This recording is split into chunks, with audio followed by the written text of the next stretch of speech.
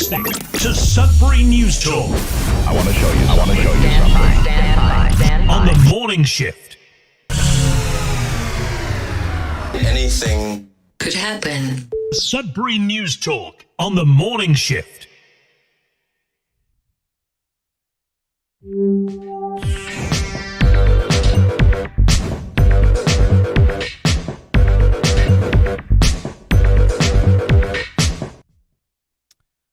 All right, everyone. Good morning to Sudbury News Talk on the morning shift. I'm AJ Walsh. Glad to be here with you, and I'm glad that you are here with us. Technical glitch this morning, as usual, happens. So let's see if I can get rid of this. And yeah, we'll just do that. And then we'll be able to have a show today. There's always something. Anything can happen, as it says on at the beginning of the show. So not sure what's happening now, but we'll just go with this. All right. So I can't get my multi-viewer to work this morning, but hopefully as we have our counselors coming on, I'll be able to get it to work, because it'd be nice to have things work. Welcome to Sudbury News Talk in the morning on the morning shift here on CKLU 96.7 FM and CKLU.ca. If you can't make it on the radio, you can stream us. You can also download the Radio Player Canada app right off the CKLU website. Just click on it, download it. You can take us with you and listen to us anywhere, anytime on your favorite device. Also, we're streaming at Facebook Live, facebook.com/Sudbury News, youtube.com/Sudbury News, coming to you live from my office in my remote studio. And as promised, we have a special show today. We have 3 city councillors on. Ward 7 councillor Natalie Labby, Ward 5 councillor Mike Perrant, and Ward 4? I have it right here. Hang on. No, it's Ward 4 councillor Pauline Fortune. Anyways, so we want to just get right into it. They've been elected now for about, I think it was a year. They came into official office yesterday. And so we wanted to find out how they found it after a year. And we know that you have some comments that you'll be sharing, and make sure to comment, because that's why we have this show in the first place. And we want to encourage comments. However, today we'll have really no chance to have any dialogue, because we're just basically want to get, how it's been for these 3 counselors after a year. Get you to know them a little bit more. And then as a follow-up, I think we are going to have one of the counselors joining us on a regular basis right after their council meeting to let us know basically the lay of the land, what's going on in city council. And then we'll have more opportunity to actually have a dialogue with them. And so today we're going to ask them questions like, what's your favorite ice cream? Where's your favorite place to go on vacation? Soft questions, like the media asks Joe Biden, something like that. But that's for today. And it's just good to kind of get to know our counselors, our new counselors on city council. So with that, let's just see if I can get this thing working, and cross your fingers. Nobody's going to be in a particular order here. So it's not like there's favorites of where you are on the screen, but it is what it is. We look like the Brady Bunch, for all of those who know what that show is. Morning. Good morning, Pauline. This is your first time on the show. Natalie's been on before the election a couple times. I think we had a glitch during the last part of her interview, and so she came on again. And then Mike's been on a couple times recently, but this is your first time on the show, so I'd like to welcome you first of all, Pauline. So good morning, and how are you doing? And this is another way to make sure your mic's working too. I was just wondering, does it work? It does. You're coming in loud and clear, and you look great too. Thank you. You're welcome. Very excited to be here. Very excited. That's awesome. A little terrified, but excited. Well, it's terrifying. It's, what do they say? Get comfortable feeling uncomfortable. And if you want, do things you've never done before, and, it's all these things that creates personal growth. And so I appreciate you being forthcoming and honest. I had that feeling every morning coming on this show, just to let you know. And like this morning when my switcher wouldn't work, it's like, okay, well, it is what it is. It didn't work. So what am I going to do? You got to just keep going with the show, right? Absolutely. So we'll talk a little bit more with yourself. Good morning. Natalie, how are you doing this morning? Wonderful, Aaron. Good. I Good to had be back. That's good. I'm glad to have you back. It's good that you are back. I had a chance to see the little bit of the meeting in Cape Real on the Facebook Live. So we'll talk a little bit more about that a little bit later. But good job there. I thought you and the mayor did a great job. And Mike, how are you doing this morning? Okay, so something froze. I think everyone froze. Okay, let's see here. It was in Garston, actually.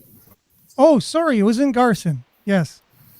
I'm glad that came through because it totally paused there while Mike was saying good morning.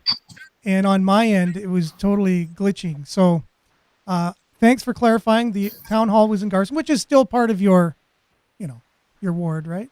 You have a huge ward. We want to talk a little bit about ward boundaries this morning as well. And as I was looking at them, they still kind of don't make sense to me as I look at them. But anyways, so I didn't catch Mike. I don't think it came through. How you doing today? I'm doing awesome. How are you doing this morning, Aaron? Doing not bad. So today we wanted to talk a little bit, keep it light, right? We don't want any hard questions because I think the town halls that you guys have been doing a sufficient job on bringing the mayor and yourselves to your local communities and your constituents and having them, giving them a chance to ask you the tough questions, right? But going forward, I know that we talked a little bit about having you guys on, or at least one counselor regularly, and it could fluctuate who that's going to be, but you'll be able to let us know exactly what's going on from the horse's mouth from City Council right afterwards. So instead of just getting media bites or whatever, you'll be able to unpack it a little bit more and have a little bit of a conversation. So I think that'll be really useful for the people of Sudbury to know what's going on in their city. Okay, first, Pauline, let us know a little bit about yourself, why you decided to run for city council, and like a little bit of your background. So if you were to introduce yourself to the community, basically, a little bit of an elevator pitch of yourself and what made you decide to go into city politics. Okay, well, good morning. And I'm Pauline Forte, and I was a business owner for 33 years. I owned a LaFave Electronics, an electronics store. And I just retired about a month ago. I closed up my shop, sold the building, and now I'm just doing this job and enjoying life and grandchildren. But I thought we needed a change. And I feel I have the experience to move the city forward. And I'm so glad I did. Working with Mike and Natalie and the rest of council has been tremendous, exciting. And I think we're doing good. I think we're onto some good stuff, and we got a good team going. So, well, that's super awesome. Thank you very much, Pauline, for that. And wow, that was very concise and brief. And I think just by giving that little bit of background, it lets everyone know, because I think everyone is familiar with your business that you just sold. So it's in a prominent location, and I'm sure many, many people have been there. And I know I have, and received great service. Yeah, excellent. I worked for Bell for a while. I also worked for Eastlink under Mark Sede. I know you probably know him. I know Mark well. We're friends. Yeah. He's a great guy. And if no one's familiar, he's the MP for Nickelbell. And so, Mike, I know maybe if you just want to give a refresher for everyone, because not everybody listens to every show as much as I'd hope they would, or whatever. So for those that might not have seen you on the show, a little bit of background and what got you into city politics as well. Yeah, for sure. Well, I expect when I'm on, everybody's watching. I was a paramedic in Sudbury in the late 90s, early 2000s. I actually went into mining after that, became an underground miner, and then went into management, worked my way up to an executive level position with an international mining company. Today, I'm president and CEO of Workplace Safe North and Ontario Mine Rescue. That's my full-time job. My interest in politics, I've always been community oriented, involved in youth sports, volunteering. And I would say during the pandemic, I was afforded a lot more time to involve myself in other things. When I looked at things like the city's finances, some of the directions, some of the things they were doing, to some degree, it was just disturbing to me. When I asked questions, the responses weren't integral, I would say. And I just decided that there was enough negativity in our world. I don't believe there was full transparency in our municipal government, and I decided to kind of throw my name in the hat and put a valiant effort into the campaign, which got me elected. That's awesome. Yes. And would you happen to have known my my stepfather, Mark Bender, at all? The name is familiar to me. Where did he work? He was the head of 911 for many years. Yes. Yes. I do remember Mark. Thank you. Yeah, absolutely. Yeah. Small world. It is a small world. You know, as I'm telling different people about, you know, having different people on the show, because I talk to my friends, hey, I had so-and-so on the show today, and their background and whatever, and I said paramedic, and they said, well, you must know Mark Bender then. So I said, yeah, maybe I'll ask him next time he's on the show. And so Natalie, again, I'm sure not everyone, you know, saw the show or the two shows that you were on before. A little bit of your background and same idea. What got you into city politics? Yes, so I have a background in economic development and tourism. I worked for many years in the municipal sector and lived across different areas of the province, mostly in northwestern Ontario. So I was elected to my town council back in 2010. And then I moved here to 2014 to Cape Real. And my background, I've just been volunteering and taking on leadership positions my whole life. I've been helping with different campaigns and provincial and federal levels over the decades of my adult life, and just been very invested in what's going on.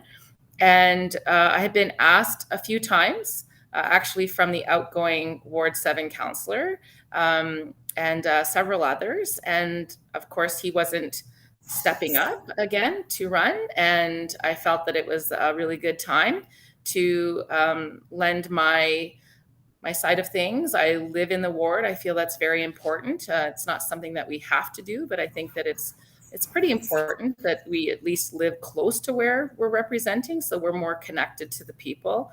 And so I was ready, same as Mike, on the very first day that we were able to nominate ourselves, and I was ready right out of the gate. I put forth a lot of effort into making a solid campaign, and here I am 1 year later.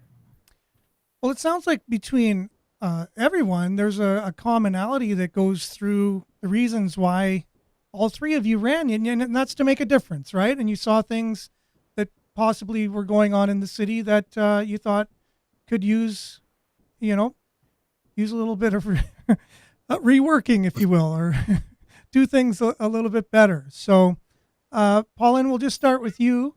Well, first of all, if you guys were to make a band, would you call it New Kids on the Block? Sure. But that's taken though, right? So you'd have to come up with something else. We have a hashtag. We have a hashtag internally with several of us. Hashtag Team Sudbury. Okay. Oh, that's interesting. That's awesome. We will often send each other. Pauline was alluding to the teamwork earlier. It's not just the three of us that are new, including the mayor, but there's a lot of changes with just the three of us within our personalities and the culture around the council table. So if anyone's made an opportunity to watch any of our council meetings, you'll be seeing that, and you see the shift in the voting patterns. So that's influenced a lot of different changes in the last year for sure. And sometimes, we suffer from imposter syndrome in different levels. Do we deserve our seat at the table? Why me? I think in leadership, we all kind of go down that route. But when I think the teamwork part of it's important, because we're either second guessing ourselves, we're paying attention to each other and what's going on in our wards. And if there's a big meeting happening, we will often text each other just little, hashtag Team Sudbury, you got this, good luck on your meeting today. Just those kinds of things. And we've been doing that since we started running. for Mike and I, at least, because we started right out of the gate together. So we've just continued that trend. We've included a few extra counselors in that, where we've kind of bonded and see eye to eye on a lot of different topics, and we continue to support one another and just send words of encouragement. And I think that's really important. Well, I'll And just, if I can add yeah, to go that, ahead, Aaron, Mike. Go ahead. I hear that a lot from a number of stakeholders, that we brought a new energy, and the three of us plus the mayor, and I think it's invigorated some of the councilors that were on council prior to. And yeah, we do take all matters serious, and we put a lot of time in. We also keep things interesting. There's a level of humor to keep ourselves going, and we're having fun in this. And when I say that, you and I talk about the sport. We spend hours and hours reading through long reports and a whole lot of information, and then you're going to be forced to make a decision. But I think, the smaller group, we keep ourselves motivated, and like Natalie says, we encourage each other as well. And I think the world around us is seeing that, as far as the difference, the energy, the progressiveness of things we're doing. And like Councillor Lave said, a bit of a shift in how the voting pattern has gone since we were elected. For sure. Pauline, anything to add to that? You have similar sentiments? I would say we're rowing as a team, and it's very important that if we're going in the same direction, it's so much easier and faster to get there. Well, it's good because you have a little support group in some ways, right? Because you're kind of started off in the same boat, and everything is new, and you're like, hey, what do you think of this? Am I getting this right? And it's like, yeah, no, you're getting, and so it's really important to have that support, because you're coming into already an established group of people, right? It's like at high school when the lunch table, and it's all the people who know each other already, and you're kind of the newbies, and it's a little bit, I don't know, you're excited to be there, but at the same time, it could be a bit intimidating, right? So I want to know the thing that you thought was the most important thing, the one main issue, if you can boil it down to that. So one or two main issues that you thought, either with the city or the ward, when you first ran. And then I want to see if that changed after, now that being in there for a while. So who would like to take that one on? If you want, I can go first. Yeah. Well, the downtown, definitely the downtown. And has that changed since you've been elected?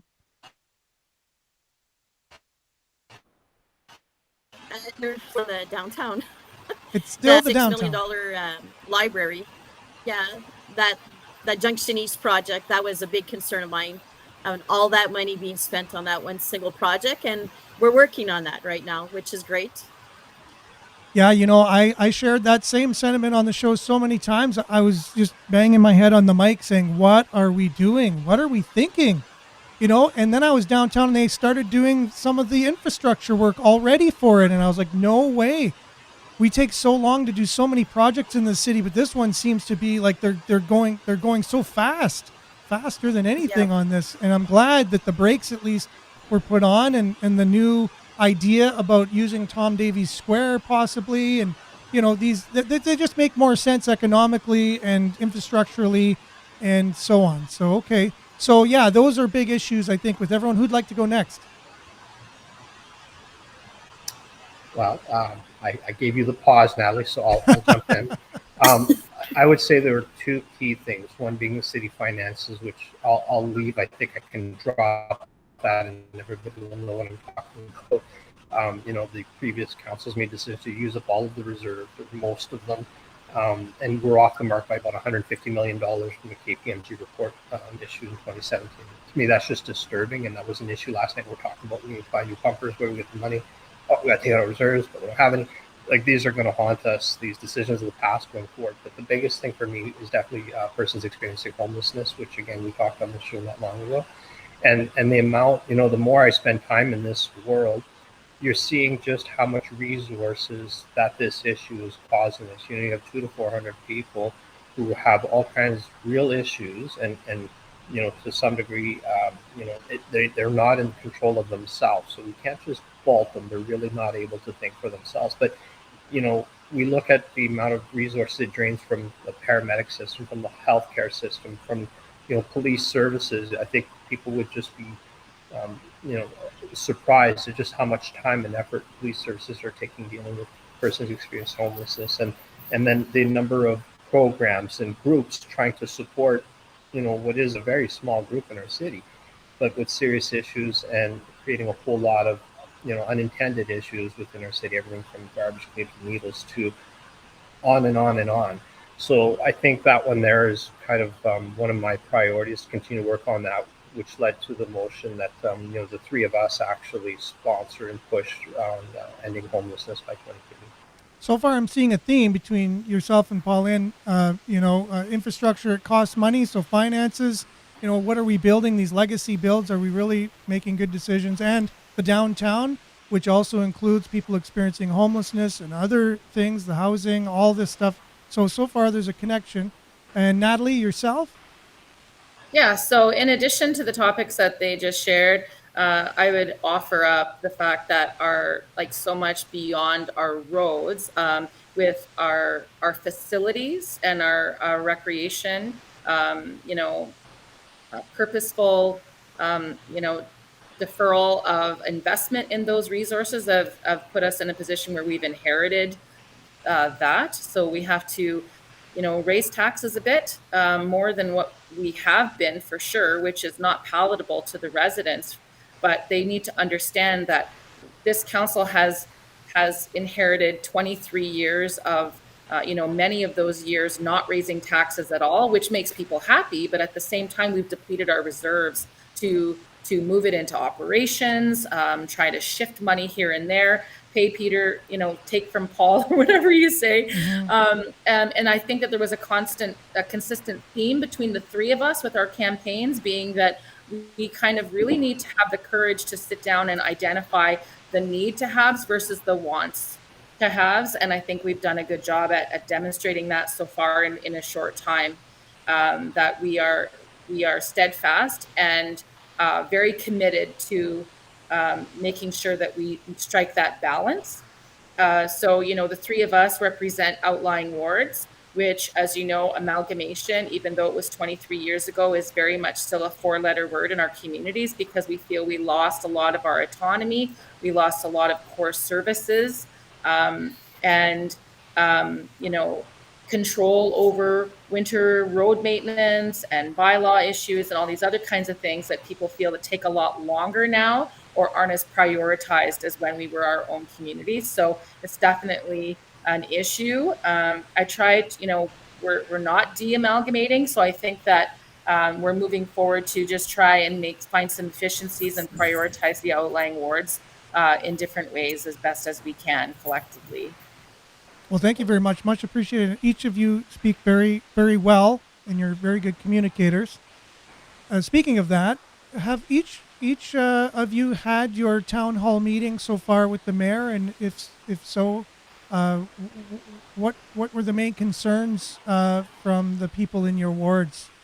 Are they the same as yours, kind of thing, or do you have some other, you know, surprises or things that you were, you know, taken back in these meetings? What was your biggest takeaways from the meetings that you had? And again, just pick whatever order you guys want to go in. I find, so I had mine the other night in Garson, and originally early in the year, I had a town hall as well with the mayor and MP Mark Seri, about housing. It was originally focused on housing in the Valley and Cape Breton area, and it just expanded because so many people were following the live stream, and questioning started coming in about housing overall throughout the city. So it was a really great engagement tool. And I find that when you look at the viewer numbers from all of the different town halls that have happened so far, I think there's only 2 left. That's the case. The numbers are really high, and it's people who are paying attention that are genuinely curious. And they've offered up online, the live stream, different questions that they have, even if they didn't live in the ward. Of course, we all had some ward-centric questions, which if you're not from the ward, it's not going to interest you. But the ward town halls were made for that purpose. If we get something more out of it, great, because it's an engagement tool, and I think it's been successful. But, you know, themes like, I think that whatever's going on in the media kind of fuel the questioning and the line of questioning outside of those ward-centric questions. And I'm not sure if my colleagues would agree with me on that, but it seems like, the other day, the clear garbage bags and the sustainability waste management strategy was one that people brought up. Lack of policing in the outlying wards and what we can do to enhance that so that our outlying communities can feel safer. I think whatever's kind of trending in the media at the time, we're always going to get those types of questions, which is great. It might be repeated answers, but there's always different people watching at different times. So it's not wasteful for us to get those kinds of repetitive questions that are on people's minds. Yeah, that's one thing I noticed when I was watching your town hall was the question about the clear garbage bags, and I wasn't even aware of that. So that's a benefit of watching these live streams, even if it's not your ward. There's many issues that the city's doing that's going to affect your ward too, and I just think it's been really beneficial to be educated on the issues and feel that you've been heard. But I just want to let you know that I do a lot of compost. The green bin thing. Ever since it came out, I said, my garbage is so much lighter now, taking it to the curb. I got the wheels to help me on the green bin, and the garbage bags, they don't rip anymore, and they're just, it just makes so much sense. But I'm not aware, I don't really know the extent of the clear garbage bag thing and what that's going to be. And I don't know if we have time to really go into it on today's show. We can unpack that on another day, because it's a meeting all on it. As long as we don't literally unpack it, because that could be smelly. Let's talk in the morning. See, that's part of that humor. That's part of that humor that Mike was talking about. What we do is so stressful, Aaron. I've seen some of the comments. Thank you, counselors, for having the courage to step up and do what we do. Social media is sometimes very unforgiving and hard to handle and hard to take, And, we just passed this vexatious policy and frivolous policy for our staff, but there's nothing really that's in place for us to be the target of some things. And it's natural to have some level of criticism of what we're doing collectively. But that's why it's so important for people to ask questions and to pay attention, because the information is out there. There's so much, it's almost information overload. But we have to have a sense of humor in what we're doing. We're focused and prepared. The three of us are very prepared. We read our information. I think if you watch council meetings, you'll see that there's purposeful and thoughtful comments and questions that we all have, because we take this job very seriously. But at the same time, when the cameras are off, we're bringing in our own personalities and our humor to it, because it's like a coping mechanism. We kind of have to do that. So a little trash talk in the morning, Pauline, I'm in for it. I'm in for all of it. And since you brought up Pauline, Pauline, how did your town hall go? And was there anything you kind of learned from it? Well, I had this second town hall that they did, so there was a learning curve to it. But I think the biggest complaint that we had during it, I'm in Nazilda, is the roads. And how do we fix all our roads? I mean, that's the billion-dollar question, I might add. So literally, we can't just raise taxes for that. So growing our city is very important. So working on the red tape is something that I've been dedicated to. I sit on planning and conservation and really trying to grow our city and get homes for people, which grows our tax base, which gives us money to fix infrastructure. I think that was probably the biggest takeaway from my town hall, other than the 15-minute city people coming, which kind of took over most of the meeting. Oh, yes, I remember that in the news. Yes, for sure. Yeah. Okay, so would you say it's because of your background as a business owner that you kind of looked at the red tape thing? Because I know a lot of business owners, small business owners especially, that's a huge deal, because there's a lot of extra work that goes into businesses, and you really do realize, what a burden that is. Is that maybe a reason why red tape kind of stood out to you? Well, I do own a few properties. I like to renovate and buy, sell, and I've had to deal with the city as somebody who has to use building services, and there was a lot of problems. So it is one of the reasons I ran also, just development fees and the red tape, the costs. I mean, the building we put up on the Kingsway about 7, 8 years ago, the costs and the things we had to go through just made it that we need to do something about this. And some of it is just not understanding how it works, and some of it is actual problems. So we're working on that with the mayor's new committee. We're digging through it, trying to find some solutions to some of the problems that we're having, and hopefully make it easier and better for people to come and build here. And that's how we grow our tax base and have a place for people to live so that we can fix the things that we need. For sure. And I like how you just said it. On the other side, you were experiencing, things that many people in your shoes experience and complained about for many years.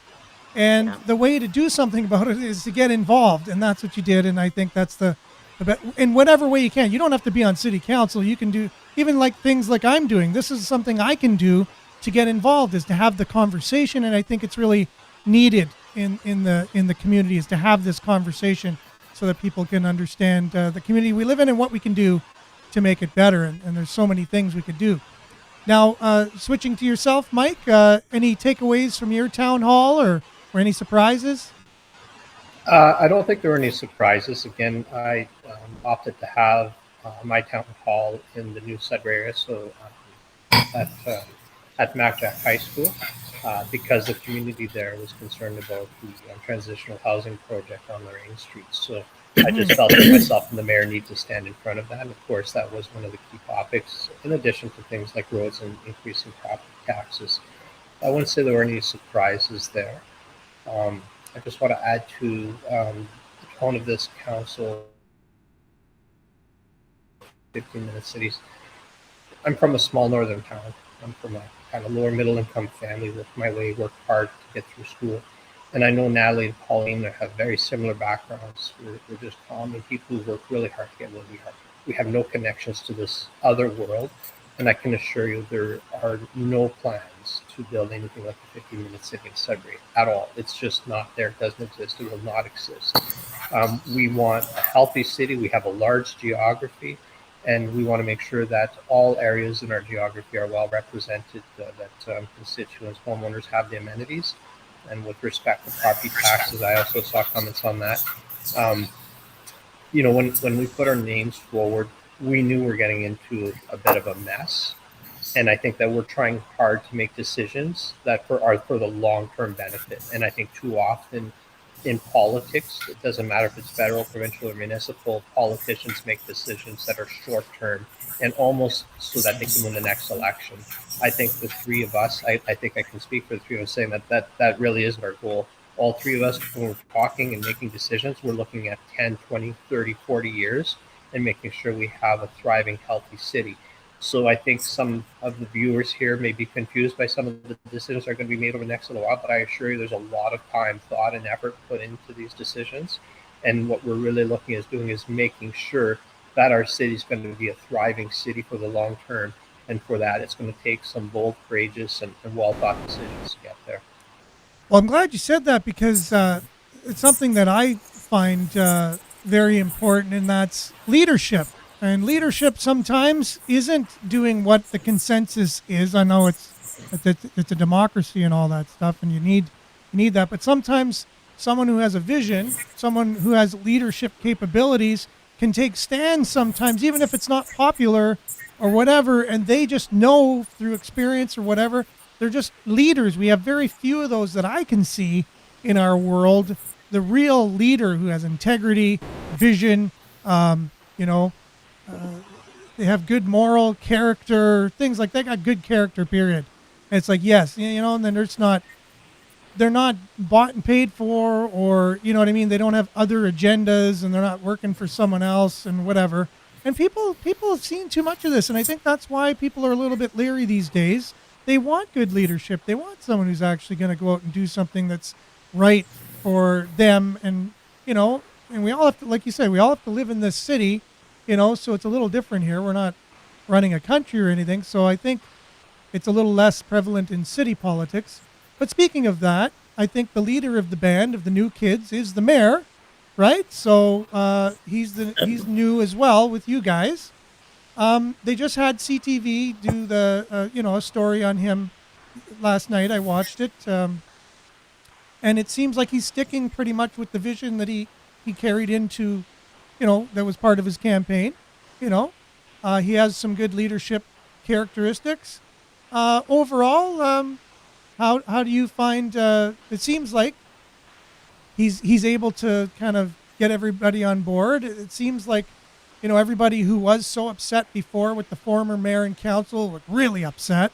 It's kind of backed off a bit. Everybody seems okay. Maybe there's some more something's going on here that it seems like it's more beneficial for the city. What are your guys' take on the mayor and the job that he's doing? Again, I'll take that one first. Go ahead, if you Natalie. don't mind. Sure. Just because, I'm connected to social media a lot, and I see there's a few people who will say, you've all been elected for a year. Enough with the photo ops. Enough with the posturing. You don't need to be in our faces.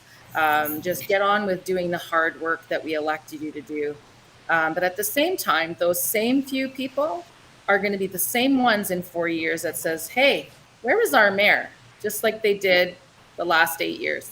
So I'm really proud to work with Mayor Paul Lefebvre. I feel that like the three of us, he comes from a very relatable, background. He grew up in Kapuskasing. He's so relatable and approachable. And, at all the town halls, he's the last one to leave. He's hanging out, talking to people. That's a major change. He's so down to earth and just a genuinely good person, wants to see our city thrive. And he's ready to get behind these tough decisions that we have to make that not everyone is going to agree with. And at the end of the day, that has to be okay, because we're the ones that are elected.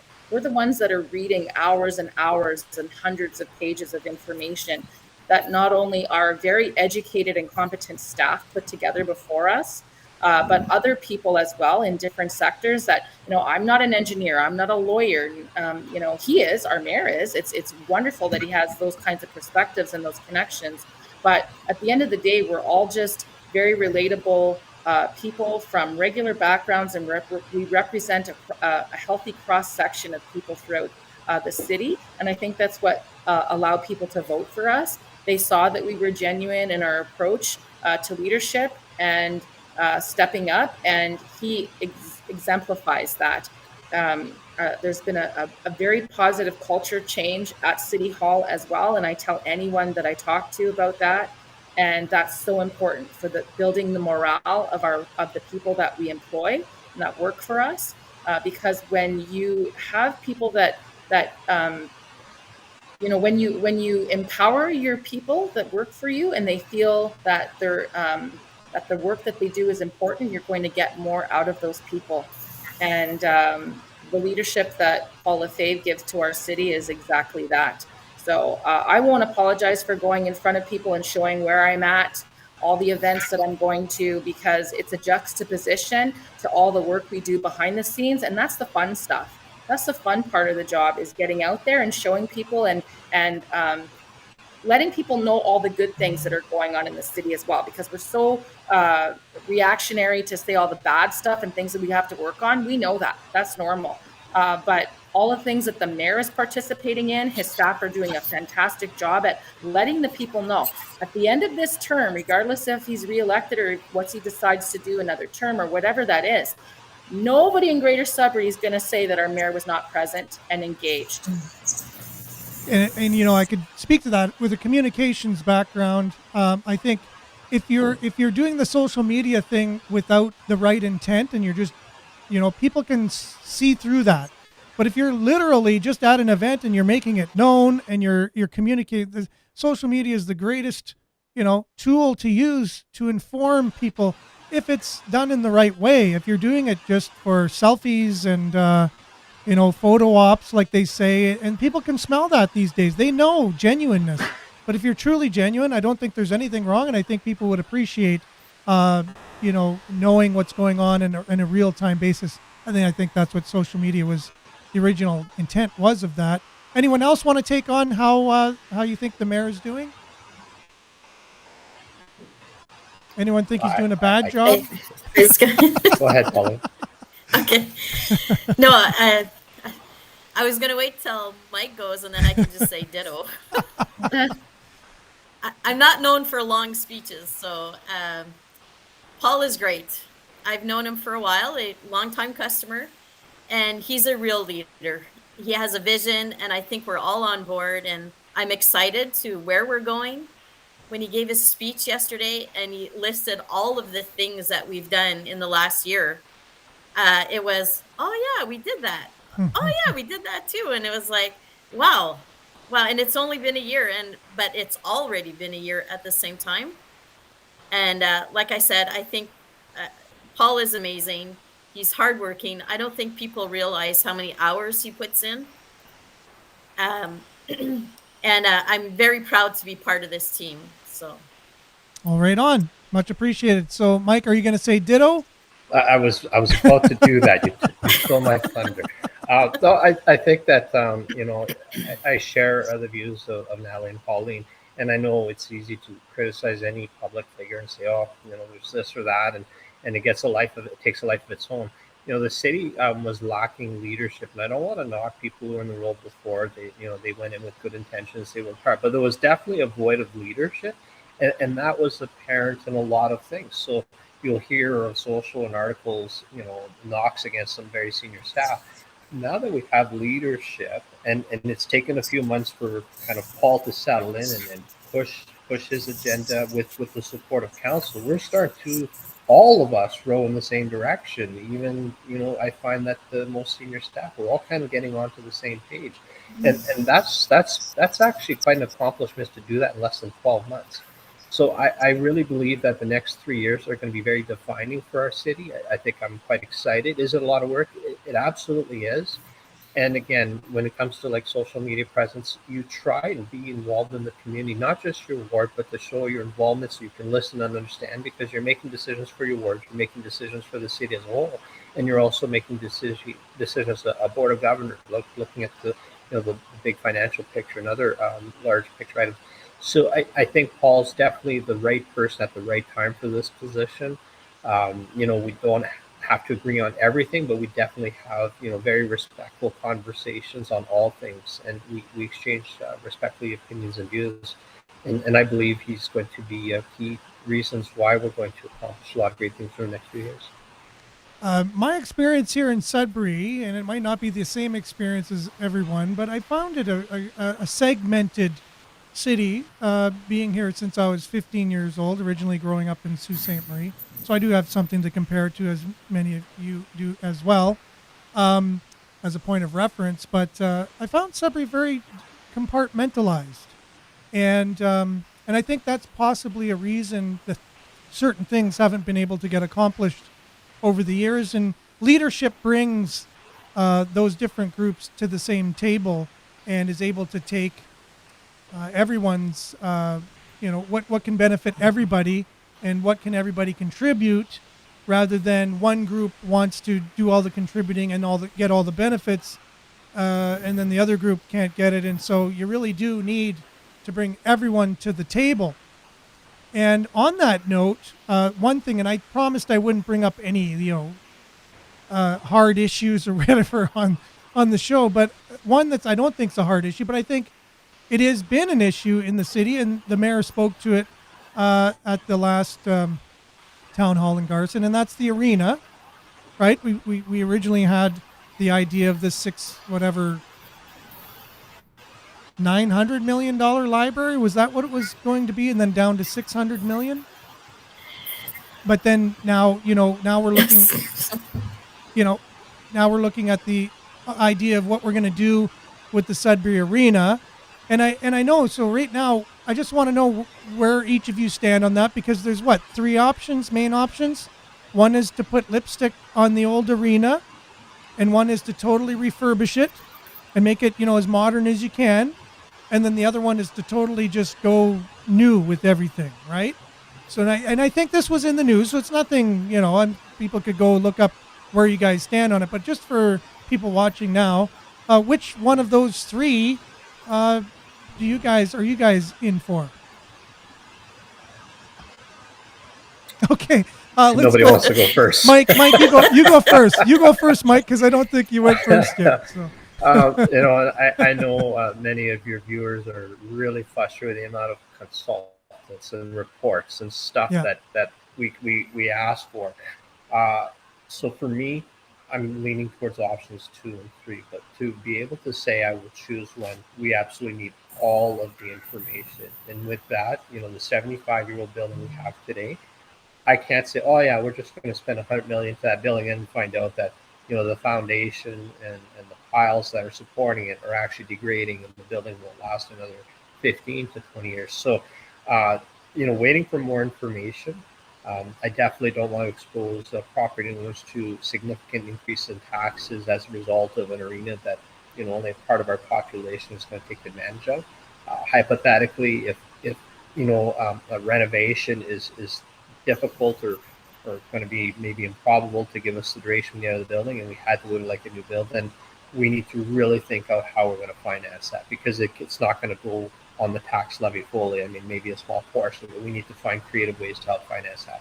So looking for more information, but sharing with you where my thoughts are at right now, that I'm leaning towards both options 2 and 3. Just waiting to receive more information. Yeah, and that it sounds like a sound business way of going about it is to find out, all the facts before you go ahead and do something. Because I think the mayor is talking about this too. There needs to be some accountability here. There needs to be. You can't just do something and then, it's a you got to put money into it every year. It needs to bring back some, and it needs to pay for itself. It needs to be a sound, kind of like a business decision, more than just like city infrastructure kind of thing. Who'd like to go next? I can go. Well, I don't know. So to me, it's just to supplement what Councillor Pedin said, because I'm the same thing. We don't have all the information before us, and I know there's been so many countless studies. The one thing that I can absolutely get behind is that our arena needs to stay downtown. And as many challenges as our downtown faces, a robust, busy downtown is a safer downtown. And the economic spin-off from having an arena in the downtown of any core of any city is indicative of success for economic growth. And I feel that the historic decision that we made last night to invest that $12 million in acquiring that property adjacent in that downtown core is a bold step that we're moving forward to support the opportunities that will come because of taking those steps. So we can't just have a robust downtown without having supportive, a supportive structure that is going to pay for all of these renovations, as Councillor Pedin was saying. Like, it's great to say, yeah, we want to have a brand new arena, or we need to, enhance and revitalize it, but how are we going to pay for it? So I think that the decision that we made last night goes hand in hand with that, so that we are development ready. And it's not something that we have to pursue and pay for, but we can't expect other developers to piecemeal different property in our downtown to revitalize it if there's too much work involved. So we're doing the work now so that we can have those discussions and work closer with developers to enhance the downtown. I envision coming off of Highway 69, you come over that Bridge of Nations and seeing a beautiful sight when you come over that bridge. And last night's decision is part of that vision. That's awesome. Okay, Pauline, you're next. Well, at first I wasn't sure about downtown or the Kingsway, so I'll be honest about that. And probably the biggest problem with downtown is there just is no room for growth to add to it. So like Natalie said, the decision that was made last night for these different properties that we bought will give us a blank slate to be able to build something, or have others come and build something or add to it. Like Mike, I don't think the lipstick is a great way to go.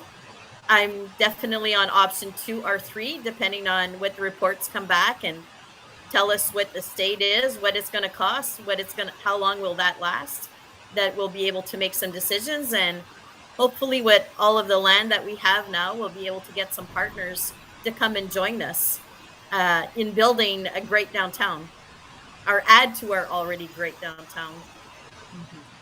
Yeah, because I mean, you can, put it down all you want or whatever, but we do have a downtown, and it has problems. Like, I think it's nothing unique to Sudbury. Am I right there? Like, I think most downtowns in most cities in North America, not just Canada, are facing similar issues. However, I do know, and I know as a Sudburian, people come to this city. All the OHL teams come to play, and bands come to perform at the townhouse. And there's people come for conferences, and they want to go out afterwards and do something. And it is what it is. Like, I mean, it does reflect the city when your main entertainment center is of the age that it is. It's actually the oldest OHL building that hasn't been either redone altogether or a new build. And it's beside the townhouse, which, people love the townhouse. Don't get me wrong. But it's really old too. And it's like someone goes out for a drink. Let's go to the townhouse. And this is the first time in Sudbury. And they're like, wow, this is your premier place to go. And then they go across to a Wolves game, and they're in this, ancient building, and a taxidermied wolf comes out on a clothesline when the Wolves score. And it's like, what the heck is this? I don't understand it. Anyway, so I think that when other people come to the city, I feel bad because I know what they're thinking. I think I even see OHL players on the other team looking up. A lot of times they're laughing, and I think back in the day it was supposed to instill some kind of fear in the other team where you see this wolf coming out. And back then it was great technology, right? Is that done on its own and there's not a person, working the clothesline? Wow, that's pretty innovative. But now it's kind of run its course, right?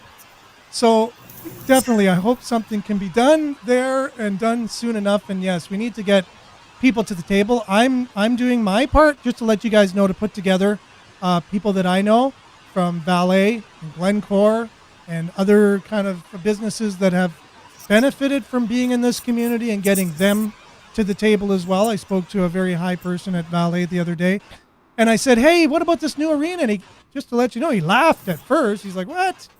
Why would we want anything to do with that? I said, why would you want anything to do with that? Well, mainly because you're like the main player in this city and have been for years, maybe because of that. And as I was talking to him, he's like, oh, okay.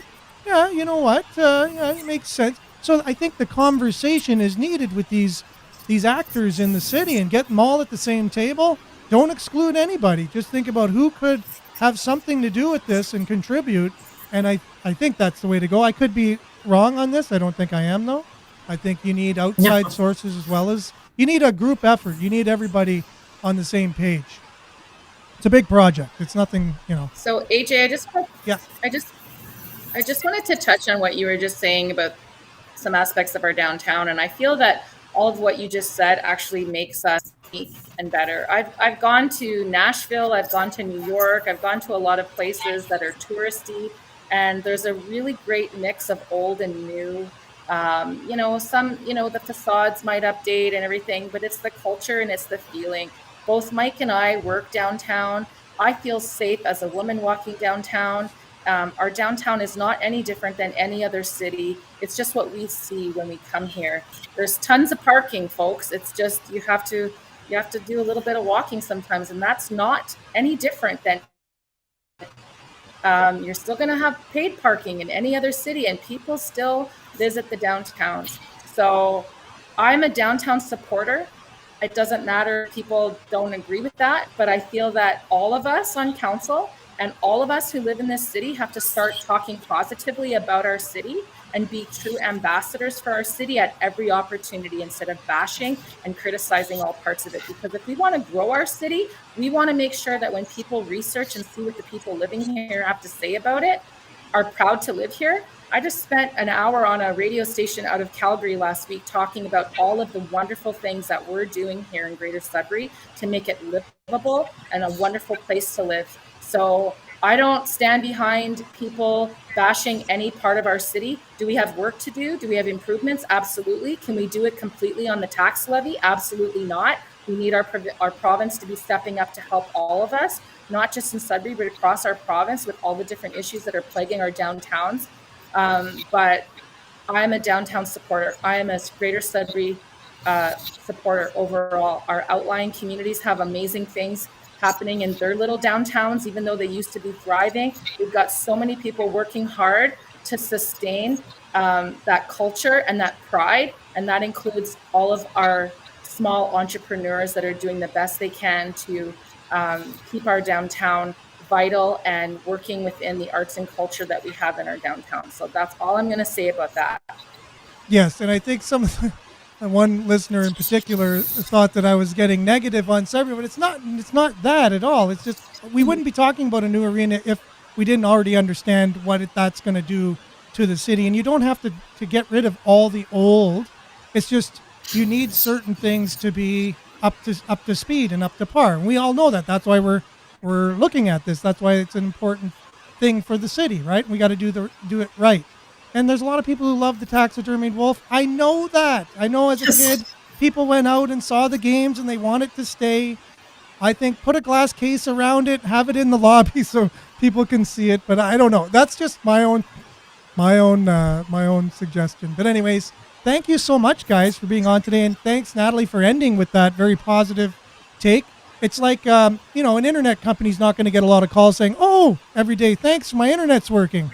Oh, thanks, I've had such good speeds. They're only going to get calls whenever it's down, right? And there's going to get calls when it's to complain, right? So similar to that. There's so many great things about Sudbury, and we need to build on those and continue to build on those and see the things that we can improve, as you guys, I know, as from what you've been saying, are doing a great job in doing. Let's work together on the show. We'll work to see who would like to join us on a weekly basis or bi-weekly basis, whatever. We'll work that out. And the listeners and the viewers will really appreciate you, as they have today, being so great of communicators and opening and forthright about how you are doing, representing your wards in this city. So thank you very much, guys. Thanks for the opportunity, AJ. Thanks, AJ. Okay. Thank you. And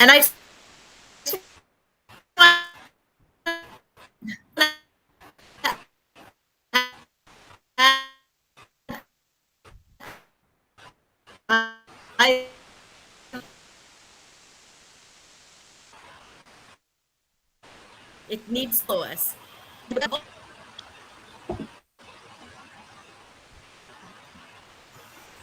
So, Pauline, what you said was probably very profound. Unfortunately, speaking of internet and speeds, your internet kind of cut out when you were talking. So I hope to have you back on the show, and I hope it was good for you. I know that you're a little bit reluctant, and this isn't something you do every day. So I hope you had a good time. And look how fast it goes. It goes by very fast. Yes. Thank you. Okay, thanks, guys. We'll see you guys soon. Good luck It was with outside everything of in your the future. comfort. Yes. It's always outside of our Bye. comfort zone. Mine too. Stay tuned now for Earshot Daily, everyone. Have a great one, guys. And ciao. Ciao. Ciao. We lost our extra, so we'll do the sports extra. How about that? There you go.